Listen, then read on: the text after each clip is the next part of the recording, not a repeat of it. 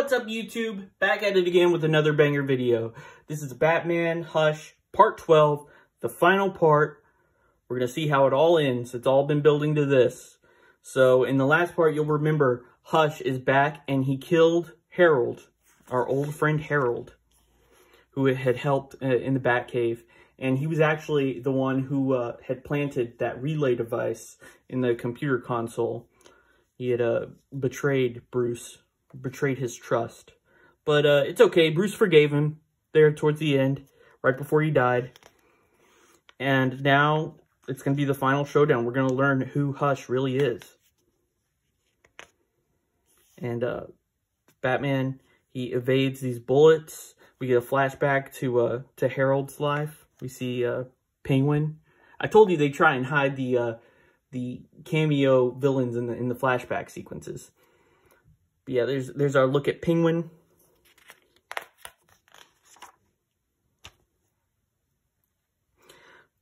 Batman hits Hush with some batarangs.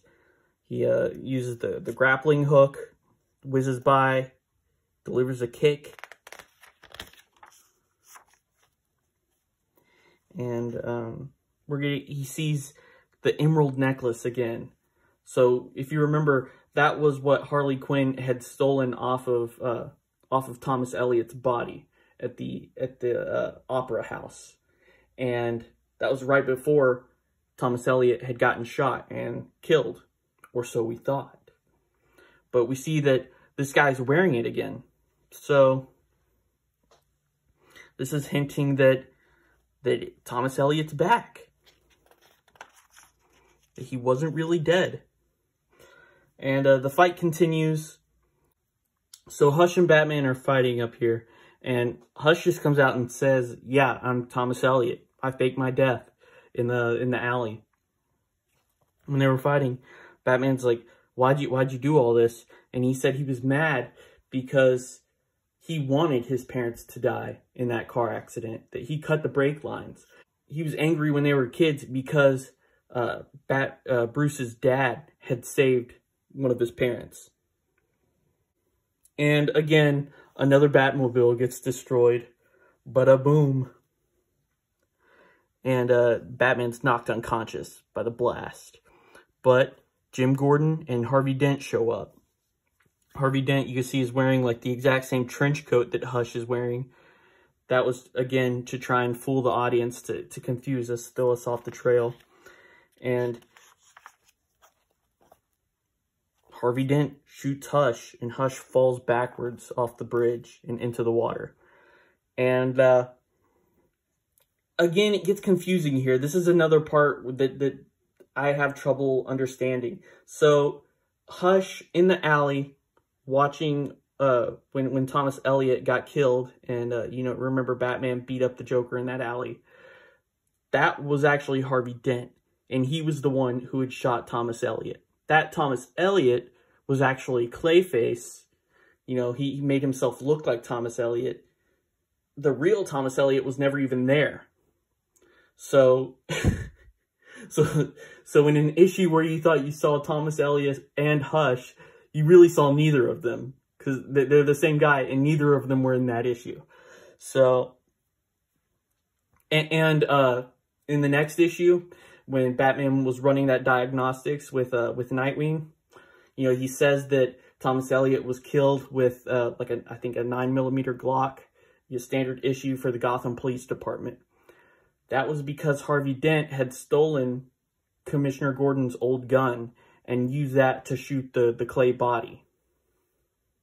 And Harvey Dent had kind of, I guess he had figured out like what was going on, because he did know Thomas Elliot. Thomas Elliot was the surgeon who had fixed his face. So he had figured out what was going on, and he wanted to help out Batman. So I guess just to make sure, he shot who he thought was Thomas Elliot, just to be sure that, it was actually Clayface. And he was right. So now he's shooting the real Thomas Elliot. Jim Gordon takes his gun away. Batman dives off to try and find Hush, but there's no body in the water. He can't find him. He's gone. He's disappeared. They leave him alive just in case they want to reuse this character someday. And Batman, he comes back up on the bridge. This is where they're explaining this whole convoluted mess. And Batman says Thomas Elliot is dead. He doesn't know that. They didn't find the body. He got shot, but, you know, we've seen people survive worse in this book. Harold actually is dead, too. He says that he wishes that this was Clayface again, but it's not. It's the real guy. We cut back to Huntress, and the whole part, last issue, where she was on the scarecrow toxin, you know, drug, where she was talking to herself, it makes more sense in this context because you find out that you know, her new bike, her new look, all this like updated technology that she had, it was all funded from Thomas Elliot, and he was the one who told her to be near Crime Alley that night that the Batman fell, that his bat rope was cut. So she was planted there. She was playing a role unknowingly. You know, she didn't know that Thomas Elliot was a bad guy, which she should have known better. But yeah, she didn't know that she was helping out the bad guy. But she still feels guilty. Back in the Batcave, Superman comes to visit, and we see Bruce Wayne again. Aren't these guys almost identical? Again, like I said, the same face syndrome, but yeah, the hair is different. And that's the identifying factor. Maybe the eyebrows are a little bit different. But yeah, both Bruce Wayne and Clark Kent, you know, they look completely different at the beginning of the book. You know, we'll do another side-by-side.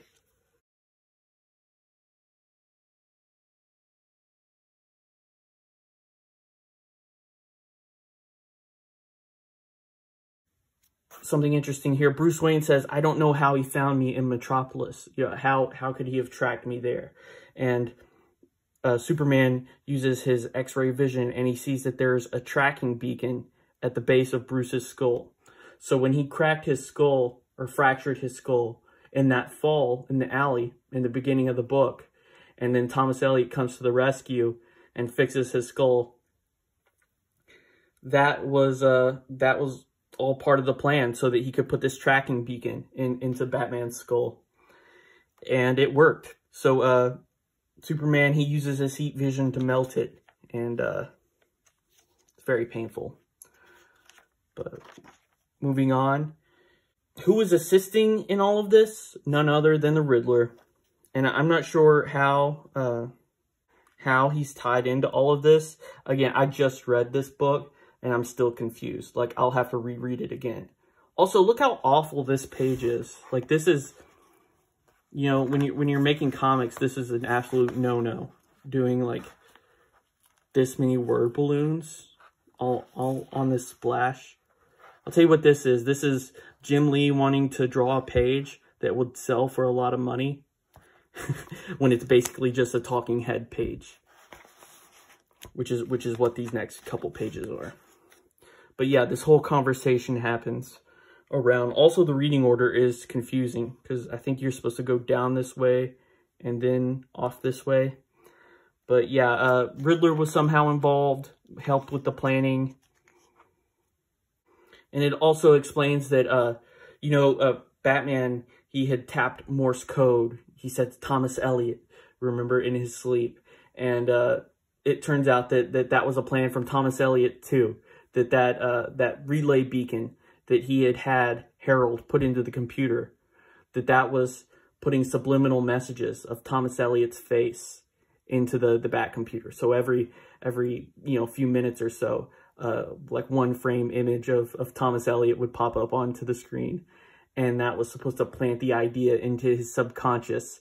Sort of like how they do in Fight Club, where they talk about the subliminal messaging. He was trying to Fight Club Bruce Wayne. So that's what that was all about. And anyways, he beats up Riddler. I'm not sure that the guards should allow that, but they do. And anyways, Batman and Catwoman are off. This is the Wayne cemetery. And he buries Harold there. Remember, this is the cemetery where they didn't bury Jason Todd because they were afraid that someone was going to, you know, vandalize his grave somehow. Which, again, stupid. But, you know, that's not the only stupid part of this book. And I know it seems like I'm being really hard on it. Like, this last couple parts, it seems like I'm really ragging on this book. I'm only being harsh because it is truly bad. And our last page, so Batman and Catwoman, they've broken up. That's what it explains here. Batman says, was it ever truly real love, or was it just Poison Ivy's, you know, pheromone spray that had us in her spell, you know, or whatever. But yeah, that's Batman Hush. It's the first graphic novel I ever bought. It's the first trade I ever bought. And it's what started me on this comic book collecting path.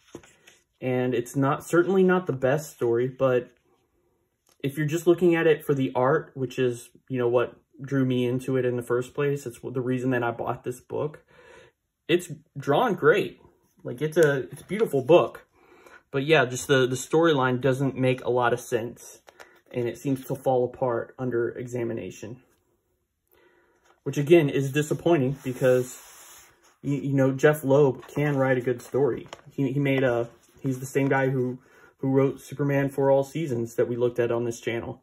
And that's one of my favorite Superman stories. So he can do a good book, but just this one got away from him in the end. Fell apart. I think he was trying to do too much. I've heard stories that when this book was being planned, Jeff Loeb asked Jim Lee, what villains do you want to draw? And Jim Lee said all of them. So that was the goal, was just to fit as many of these these villains into the story as possible. When I think the real goal should have been just to tell like the best story that they could tell. And not focus on such surface level details. But anyways, that's it. That's it for Batman Hush. We'll look at these back few pages. And I hope you liked it. I hope you enjoyed this video series, and let me know what I should cover next. I like these long series. It gives me a chance to look back at these older books. So, yeah, please smash that subscribe button. I'll see you in the next one. Thanks for watching. Bye.